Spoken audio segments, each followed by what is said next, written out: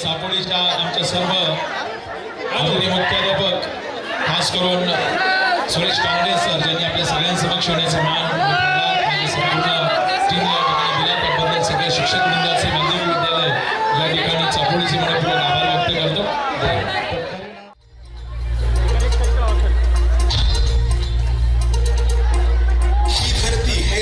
तुझे गुण गाती हे तारे हे वारे तुझे नाम घेती ही धरती हे अंबर तुझे गुण गाती।